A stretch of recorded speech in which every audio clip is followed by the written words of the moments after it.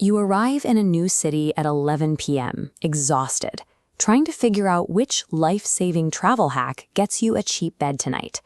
Here are realistic daily baseline budgets for backpackers, scaling from 1,200 rupees in Southeast Asia to 5,000 in Western Europe.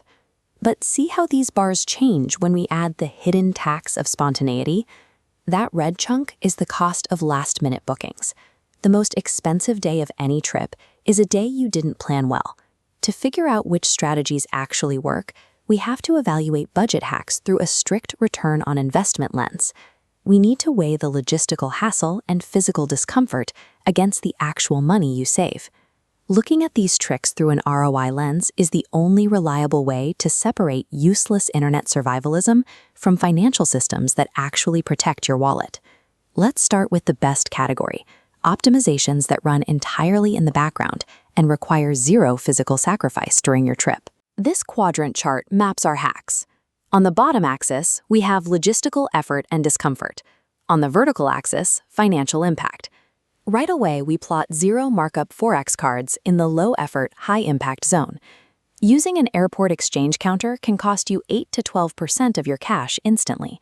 Securing a card that gives you the interbank rate takes one afternoon of paperwork before you leave and saves thousands on the road. Right next to it goes declining the DCC, or dynamic currency conversion. When a foreign ATM offers to convert your withdrawal to your home currency, hitting decline prevents the local ATM from locking you into a terrible exchange rate. Then there's getting around. When you're standing on a platform in the Paris metro, pulling out your wallet for every single ride creates a slow, steady leak in your daily budget. Buying single journey tickets almost always costs more than simply front-loading the expense with a weekly transit pass. In almost every major urban transit network, a weekly pass pays for itself if you use the system more than twice a day for just 4 days. Another quiet money saver is downloading your map data and city guides over Wi-Fi before you even land. This completely bypasses international data roaming charges. These hacks demand a little discipline a few weeks before your departure, but once you're on the ground, they pad your wallet without interrupting your experience. The second category involves a much heavier trade. You lower your costs significantly, but you pay with your time and physical energy. We're looking back at the chart, specifically populating the high-effort, high-impact zone. Up here, we plot the open jaw ticket. Flying into one city and flying out of another often looks more expensive up front, but it completely eliminates the hidden cost and travel time of backtracking across a continent. Pushing to the extreme edge of the high-effort axis, we have budget airline hubs. This means taking a cheap overnight bus to a secondary airport just to catch a rock-bottom fare on an airline like Ryanair. The math works, but the trade-off is brutal. You sacrifice an entire day to pure logistics and start your vacation exhausted. A more efficient version of this is using overnight trains and buses. This tactic collapses your transportation and your accommodation into a single line item. Taking an 8-hour sleeper train from Delhi to Varanasi costs around 350 rupees. You cover 800 kilometers in your sleep, and you bypass the 700 rupees you would have spent on a guest house. You can also choose to travel slower. Spending a full week in one location neutralizes those expensive transit costs and the premium pricing of emergency first-night hostels entirely.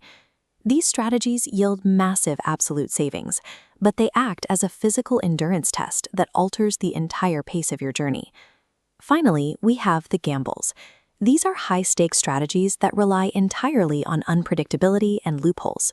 Let's look at the matrix one last time, shifting our focus to a new modifier: high risk. Plotted right at the peak of the risk scale is hidden city ticketing. This is where you book a flight with a layover in your actual destination, and you simply walk out of the airport instead of boarding the second leg. It sounds clever, but it violates airline terms. You cannot check bags, and if the airline catches on, they can permanently ban your frequent flyer account. Another gamble is arriving on a Sunday night or booking a hostel the day before. Properties will often slash prices by 30 to 40% just to fill empty beds. But if there's a local festival or a major conference in town, you'll find zero availability. You'll end up paying triple for an emergency hotel, wiping out all your previous savings. A much safer spontaneity play is the 8 p.m. supermarket roll. skipping the tourist restaurant and grabbing heavily discounted artisan breads and cheeses right before closing provides an incredible meal for just a few euros. Unless it's just buying groceries, these high-risk hacks should only be used by travelers who are completely comfortable with their plans abruptly failing. So, which of these strategies should you actually adopt? That depends entirely on your primary constraint: time or money. This audience scorecard breaks down 3 traveler profiles: the time-poor vacationer, the nomad, and the mid-range optimizer. If you're time-poor with strict paid time off, focus exclusively on the free money column. Checkmarks go to Forex cards, declining DCC, and transit passes. Ignore night buses and hidden city tickets completely. Your short schedule simply cannot absorb the delays or the physical exhaustion. If you're the nomad, time is your greatest asset. Notice the checkmarks populating under the high-effort strategies. Overnight transit, slow travel, and secondary airports are exactly how you stretch a 6-month budget to 9 months. Then there is the mid-range optimizer. This profile executes all the preemptive administrative work, but refuses extreme physical discomfort. By blending these approaches, the mid-range optimizer captures 80% of the financial benefits without sacrificing the actual enjoyment of the trip. The most effective travel hack is self-awareness. You can always earn your money back, but a highly anticipated vacation ruined by exhausting budget strategies is lost forever. So, optimize for your constraint.